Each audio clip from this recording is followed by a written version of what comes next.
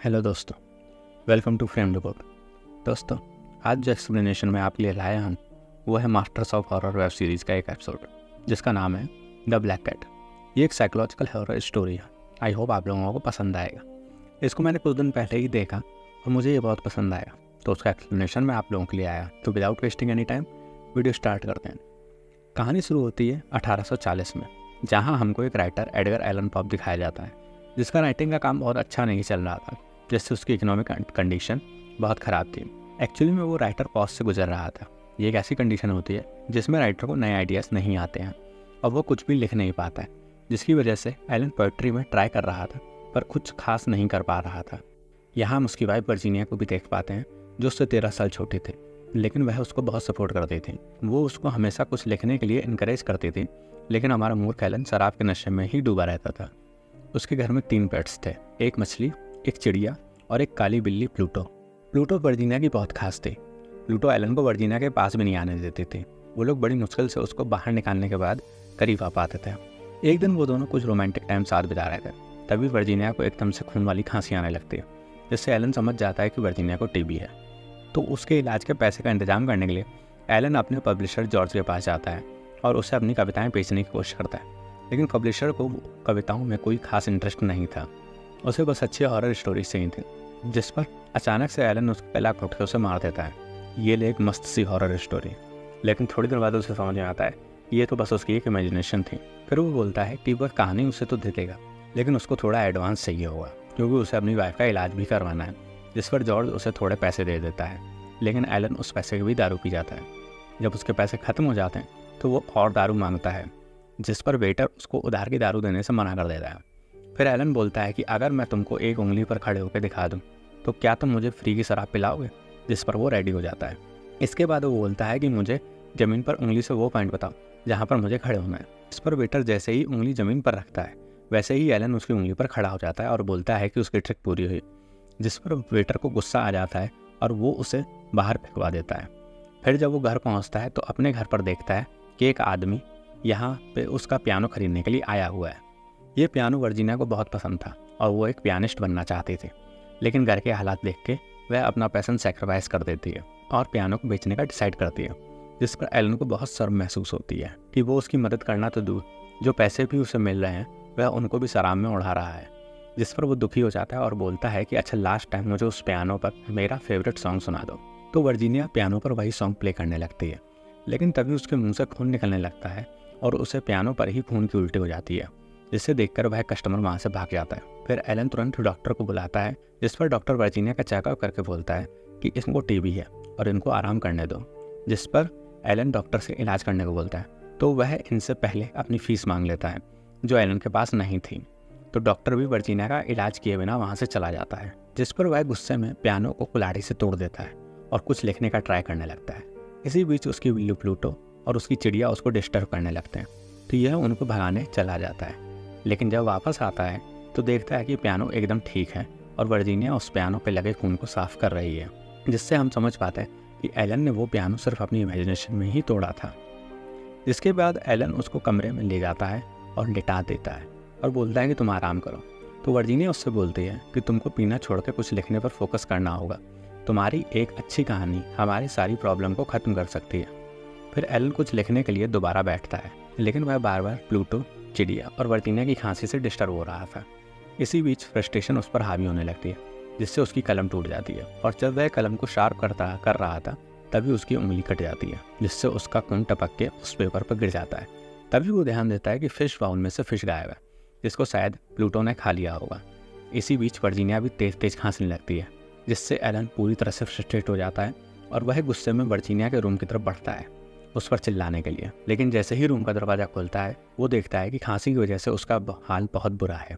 उसको बुरी तरह से खांसी हो रही है और उसके कपड़ों पर भी बहुत सारा खून लगा हुआ है, जिससे एलन को बहुत बुरा लगता है और वह उसके कपड़े साफ करके उसके पास ही बैठ जाता है और वहीं बैठे बैठे सो जाता है। रात में अचानक शोर की वजह से एलन की आँख खुलती है, तो वह बाहर जा कर के देखता है कि उसकी चिड़िया घायल पड़ी तड़प रही है और वह उसको पेन से फ्री करने के लिए मारने का सोचता है, लेकिन वह उसको ऐसे ही नहीं मार सकता। तो पहले शराब पीता है, फिर उसका गला दबाकर उसे मार देता है। जब वह वापस कमरे में आता है तो देखता है कि उसकी बिल्ली प्लूटो वर्जीनिया की छाती पर बैठी है। तो एलन उसको वहाँ से हटाने की कोशिश करता है, लेकिन वह बिल्ली उसको ही पंजा मार देती है, जिस पर वह गुस्से में उसे पकड़ के बाहर ले जाता है और उसकी एक आंख निकाल देता है। लेकिन इस शोर के बीच में वर्जीनिया की आंख खुल जाती है और वह बाहर आती है। तभी प्लूटो की आंख एलन के जूते के नीचे दब जाती है, जिस पर प्लूटो का यह हाल देखकर उसे बहुत दुख होता है और वह एलन से पूछती है कि ये सब कैसे हुआ, जिस पर एलन बोलता है कि किसी दूसरी बिल्ली ने हमला करके हमारे दोनों पेट्स को मार दिया। लेकिन तभी हमारी बिल्ली प्लूटो ने उन दोनों को बचाने के लिए उससे लड़ाई लड़ी, जिस पर उसका यह हाल हो गया, जिससे प्लूटो को वह हीरो बना देता है और वर्जीनिया को थोड़ा सुकून मिलता है। लेकिन तभी वो देखती है कि शराब की बोतल भी खाली है, जिस पर उससे शक हो जाता है क्या यह शराब की बोतल भी बिल्ली ने भी, जिस पर उसे पूरी सच्चाई समझ में आ जाती है, जिस वजह से स्ट्रेस में वो एलन के सामने ही दम तोड़ देती है। लेकिन उसके पास ठीक से उसका फ्यूनरल करने के भी पैसे नहीं थे, जिस पर उसका पब्लिशर उसको हेल्प ऑफर करता है तो वह मना कर देता है कि उसको अब किसी की हेल्प नहीं चाहिए और वह उन सारे गेस्ट को बाहर निकाल देता है और फिर फांसी लगा के सुसाइड करने का सोचता है। लेकिन तभी उसको अपनी जानी दुश्मन बिल्ली प्लूटो दिखाई पड़ती है, जिसको वो इन सब का दोषी मानता है। तो वो पहले उसको फांसी पर लटकाता है और बची हुई शराब फैला करके पूरे घर में आग लगा देता है, क्योंकि अब उसको जीने की कोई इच्छा नहीं थी। लेकिन तभी हम देखते हैं कि वर्जीनिया अचानक से दोबारा जिंदा हो जाती है और अपने कॉफिन में ही उठ के बैठ जाती है। एक बार तो लगता है कि दोनों एक साथ ही जल के मर जाएंगे, लेकिन एलन किसी तरह से उसको उठा के बाहर ले आता है और दोनों की जान बच जाती है। लेकिन अब इन दोनों को किराए के घर में रहना पड़ता है, क्योंकि इसने अपना घर जला दिया था। लेकिन इसको फिर भी कोई शर्म नहीं थी, क्योंकि इसने दोबारा शराब पीना चालू कर दिया था। यहाँ हम देखते हैं कि मौत से वापस जिंदा सिर्फ वर्जीनिया ही नहीं, बल्कि उसकी बिल्ली प्लूटो भी हुई थी और उसकी एक आंख नहीं थी और उसकी गर्दन पर रस्सी का मोटा सा निशान बन चुका था। जो बात एलन को बिल्कुल समझ में नहीं आ रही थी कि आखिर ये दोबारा जिंदा कैसे हो सकती है। लेकिन वर्जीनिया प्लूटो के साथ बहुत खुश थी, लेकिन एलन को उस पर बहुत गुस्सा आता था। एक बार जब एलन बेसमेंट में जाकर के दीवार में छुपाई हुई अपनी शराब को एंजॉय कर रहा था, तभी वहाँ पर प्लूटो आ जाती है, जिसे देख करके एलन का गुस्सा 7वें आसमान पर चढ़ जाता है और वह कुल्हाड़ी से उसे मारने का ट्राई करने लगता है। लेकिन तभी वहाँ पर वर्जीनिया आ जाती है और वह कुल्हाड़ी गलती से उसके सिर में लग जाती है, जिससे वो तड़पने लगती है और फिर वह अपने हाथों से ही उस कुल्हाड़ी को निकाल देती है, जिसकी वजह से उसकी डेथ हो जाती है। यह सब सोच सुनकर उसके पड़ोसी पुलिस में कंप्लेन कर देते हैं। पकड़े जाने के डर से वह उसकी बॉडी को दीवार में छुपा देता है, जहां पर उसने अपनी शराब की बोतल्स को छुपाई हुई थी, और ऊपर से दीवार को सील कर देता है। इतना सब कांड करने के बाद एलन जब वापस अपने कमरे में आता है और वापस कुछ लिखने बैठता है, तभी वह देखता है कि वर्जीनिया की कुर्सी अपने आप हिलने लगी है। तभी उसके घर पर तो पुलिस वाले आ जाते हैं, जो उसके पड़ोसियों के द्वारा की गई कंप्लेन की वजह से आए थे। पुलिस वाले वहाँ पर चेक करने लगते हैं तो उनको वहाँ पर वर्जीनिया के खून से सने कपड़े मिलते हैं, जिस पर वो बोलता है कि ये खून नहीं है, ये तो रेड वाइन है।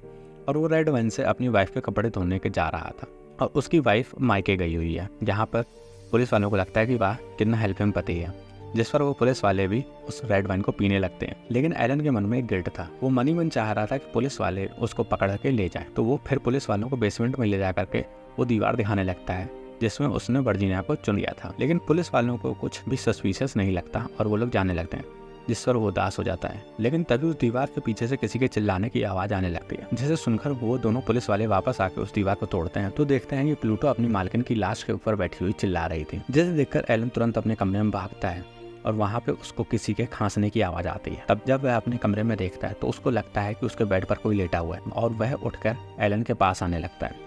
अंधेरा होने की वजह से एलन उसका चेहरा नहीं देख पा रहा था, लेकिन जब वह चेहरा लाइट में आता है तो एलन का होश उड़ जाते हैं, क्योंकि ये और कोई नहीं बल्कि वर्जीनिया ही थी। वह भी पूरी तरह से जिंदा। यहाँ प्लूटो भी जिंदा थी, वह भी दोनों आंखों के साथ, और उसके गले पे रस्सी का कोई निशान भी नहीं था। यहाँ हम समझ जाते हैं कि ये जो कुछ भी एलन ने देखा वह उसका सपना था, और ये ऐसा सपना था जो उसने जिया। उसका घर भी सही सलामत था और उसके सारे पेट्स भी। और यहाँ पे एलन को उसकी नई कहानी मिल जाती है। ये कहानी लिख के एलन उसका नाम रखता है द ब्लैक कैट। इस कहानी से एलन अपनी नई लाइफ स्टार्ट करता है और अपनी वाइफ का भी इलाज करवाता है, और हमको मिलती है यहाँ पर एक हैप्पी एंडिंग। दोस्तों, आपको ये कहानी कैसी लगी कमेंट्स में ज़रूर बताइए। मुझे ये कहानी बहुत ज़बरदस्त लगी। इसको इस तरह से लिखा गया है कि इसको देखते टाइम हम कहानी के इस पॉइंट की तरफ कभी जा ही नहीं पाते, जबकि राइटर ने इसका हिंट हमको कई बार स्टोरी में दिया। इसी के साथ मैं वीडियो को खत्म करूंगा। तो दोस्तों, आप लोगों को अगर ये कहानी पसंद आई हो तो प्लीज़ इस वीडियो को लाइक करिए। चैनल पर नए हैं तो प्लीज़ चैनल को सब्सक्राइब करिए, क्योंकि एक वीडियो बनाने में बहुत मेहनत लगती है, लेकिन आपका लाइक का बटन दबाना बिल्कुल फ्री है। और दोस्तों, चूंकि ये चैनल नया है तो आप लोगों का सपोर्ट ही इस चैनल को ग्रो करवा सकता है, जिससे मैं आप लोगों के लिए नई नई इंटरेस्टिंग कहानियाँ ला सकता हूँ। तो थैंक यू गाइस, मिलते हैं नेक्स्ट वीडियोज़ में।